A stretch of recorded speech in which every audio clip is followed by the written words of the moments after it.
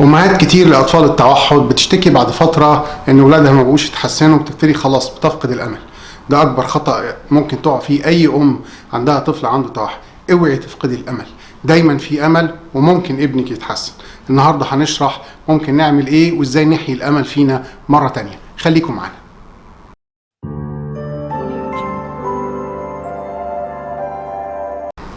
اهلا وسهلا بيكم في حلقه جديده من كلامي اونلاين. معاكم دكتور احمد عبد الخالق.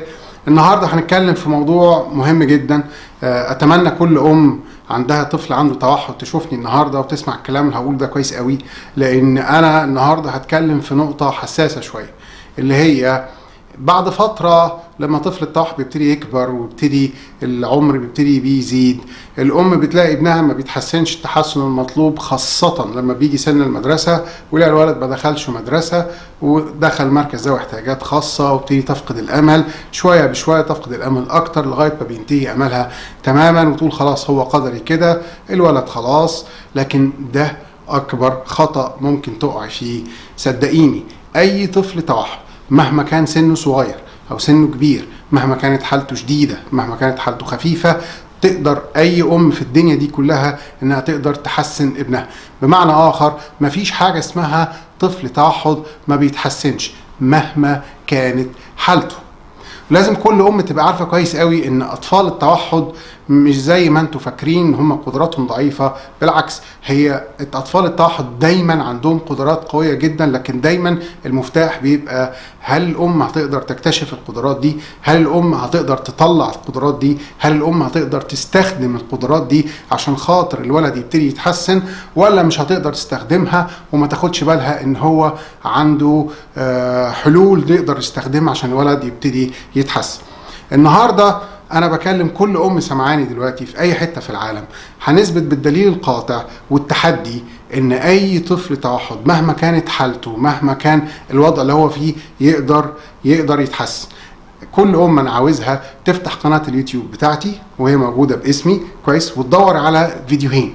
الفيديو الاولاني اللي هو كيف تجعل طفل التوحد مطيع وملتزم، الفيديو الثاني اللي هو كيفيه علاج فرط الحركه كويس. ودول فيديوهين انا عايز اي ام في اي مكان تستخدم الفيديوهين دول لمدة شهر وتشوف بعد شهر ايه اللي هيحصل. صدقيني مهما كانت حالة طفلك هيتحسن مش في شهر، في 20 يوم.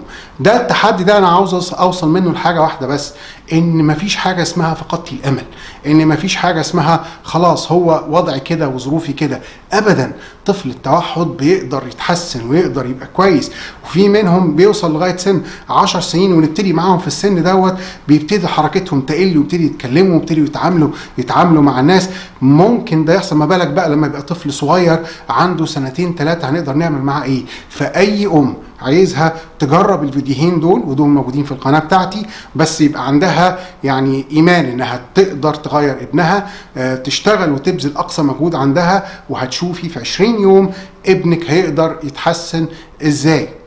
النقطة التانية عايزين نتكلم فيها كويس قوي النهاردة.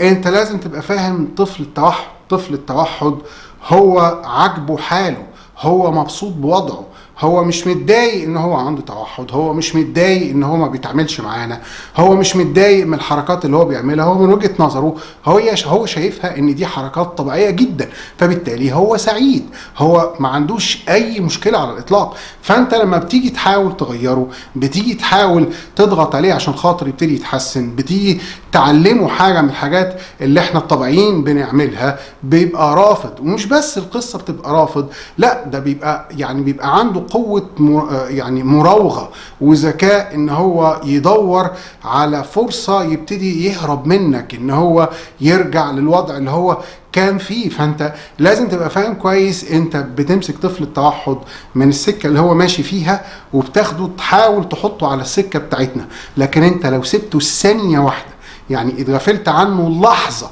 صدقني هياخد بعضه وهيرجع زي ما كان. دايما بيحن للوضع الاصلي بتاعه، دايما بيحن للمكان اللي هو فيه، لان هو اصلا سعيد وهو كده. فانت اي محاوله منك ان انت تحسنه لازم تبقى صاحي له كويس قوي، وما تدلوش فرصه ان هو يجي بعد كده يضحك عليك او يستغل نقطه ضعفك او يحاول يلاقي ثغره في التدريبات اللي انت بتعملها ويبتدي يهرب منها. ما دام ابتديت التدريبات وما دام حطيت في بالك ان انت هتحسنه، يبقى خلاص انتهى الموضوع. انا همشي من الموضوع من اوله لغايه اخره.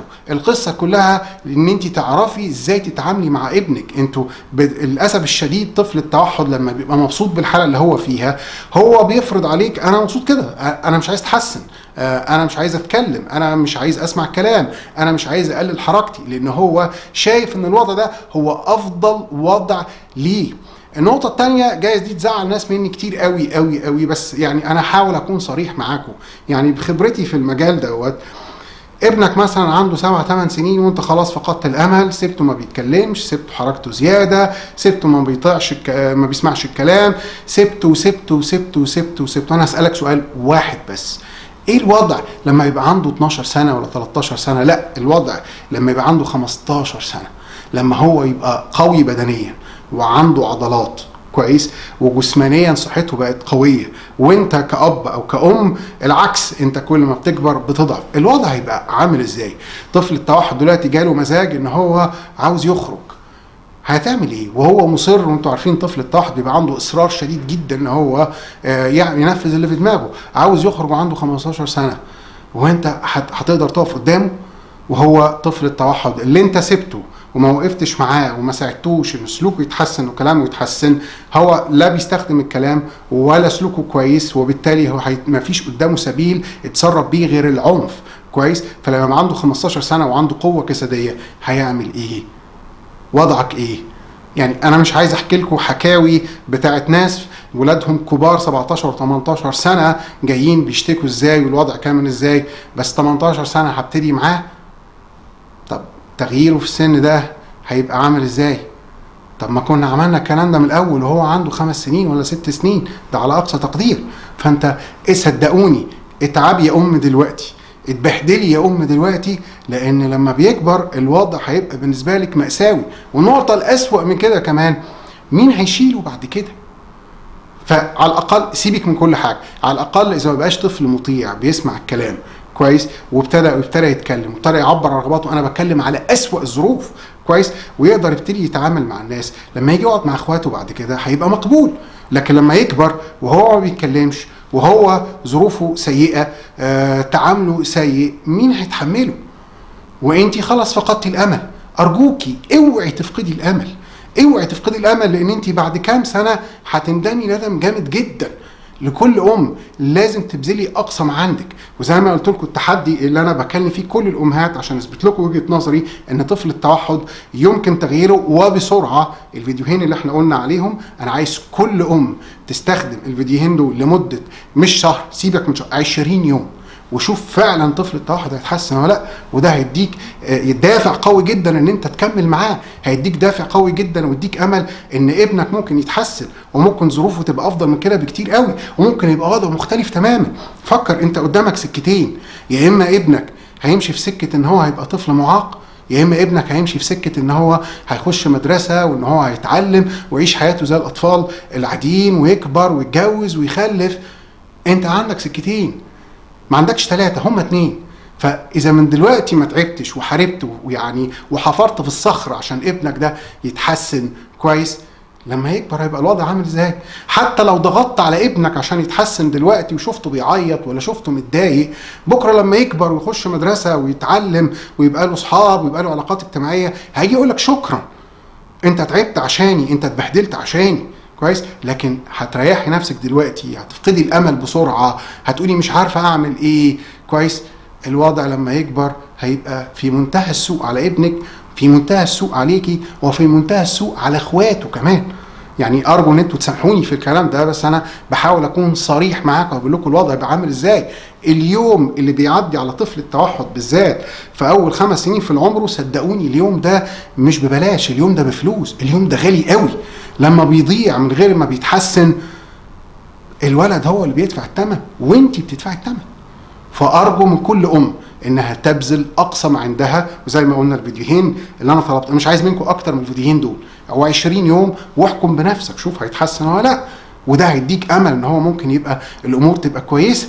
عشان كده انا عاوز كل قومي اثباتي، خلي عندك اصرار، هيتحسن يعني هيتحسن، خديها معركه حياتك، معركه وجودك، ان ابني لازم يتحسن، ابني مش اقل من الولاد الطبيعيين، ابني يقدر يبقى زي الولاد الطبيعيين.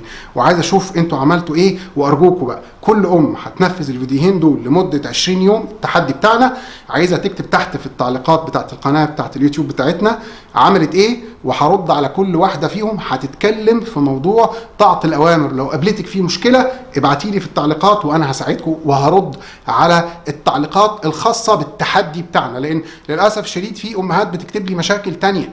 يعني رجاء راعوا ان التعليقات دي ما ينفعش اكتب لك برنامج علاج كويس في التعليقات، صعب قوي. يعني انا دلوقتي بتكلم في نقطه قعدت اتكلم فيها تلت ساعه، تفتكري لو كتبت الكلام ده في التعليقات هياخد مني وقت قد ايه؟ فاعذروني، انا بقدر اجاوب على الاسئله اللي تقدر اكتب عليها في التعليقات. بالنسبه للتدريبات ابتدوا وانا معاكم، والنهارده اهو اول يوم كويس، وبقى ان شاء الله تبعتوا لي كل يوم، اليوم الاول عملنا كذا، اليوم الثاني عملنا كذا، وانا هرد واقول لكم اذا كان ليكوا اي سؤال، اذا ليكوا اي استفسار عن قصه ازاي نعمل تدريب الجلوس وازاي نعمل طاعه الاوامر، هرد عليها في التعليقات بتاعت قناتي على اليوتيوب. وطبعا ما ننساش نعمل سبسكرايب للقناه بتاعتنا. كان معاكم دكتور احمد عبد الخالق.